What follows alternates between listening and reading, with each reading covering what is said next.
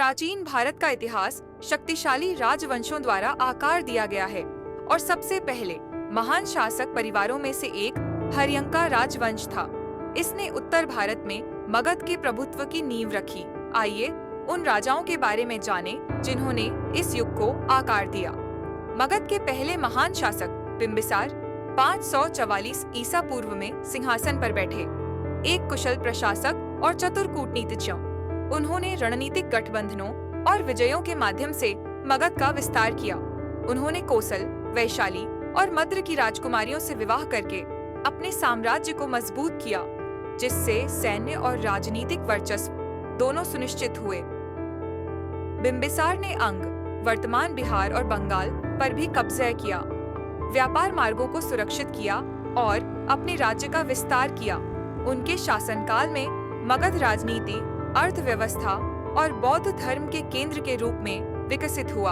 हालांकि उनका शानदार शासन तब समाप्त हो गया जब उन्हें कैद कर लिया गया और बाद में उनके अपने बेटे अजातशत्रु ने उन्हें मार डाला।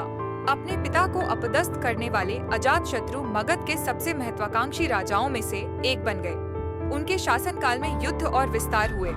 उन्होंने शक्तिशाली वज्र संघ के खिलाफ एक लंबी लड़ाई लड़ी और महाशिलाकंटक गुलेल नामक एक घातक युद्ध इंजन का उपयोग करके वैशाली पर विजय प्राप्त की। अजातशत्रु भगवान बुद्ध से मिलते हैं।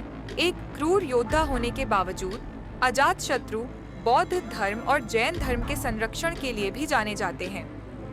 कथित तौर पर उन्होंने गौतम बुद्ध से मुलाकात की और बुद्ध की मृत्यु के बाद उन्होंने राजगृह में पहली बौद्ध परिषद को प्रायोजित किया।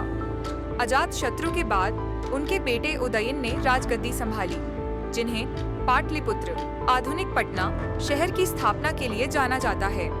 गंगा और सोन नदियों के संगम पर इसकी रणनीतिक स्थिति को पहचानते हुए उन्होंने राजधानी को राजगृह से पाटलिपुत्र में स्थानांतरित कर दिया। एक ऐसा कदम जिसने भारतीय साम्राज्यों के भविष्य को परिभाषित किया। उदयन के बाद राजवंश कमजोर होने लगा। उसके उत्तराधिकारी अनिरुद्ध, मुंडा और नागदासक कमजोर शासक थे। आंतरिक संघर्ष और दरबारी षड्यंत्रों के कारण मगध में अस्थिरता पैदा हो गई। आखिरकार लगभग 413 ईसा पूर्व में अंतिम हर्यंका शासक नागदासक को मगध के लोगों ने उखाड़ फेंका। इसने हर्यंका राजवंश के अंत को चिह्नित किया, जिसने शिशुनाग राजवंश के लिए मार्ग प्रशस्त किया। हर्यंक राजवंश भले ही केवल एक शताब्दी तक चला हो, लेकिन भारतीय इतिहास पर इसका प्रभाव गहरा था। इसने मगध के प्रभुत्व की नींव रखी, जो मौर्य और गुप्त के अधीन जारी रहा, जिसने भारतीय उपमहाद्वीप के भविष्य को आकार दिया।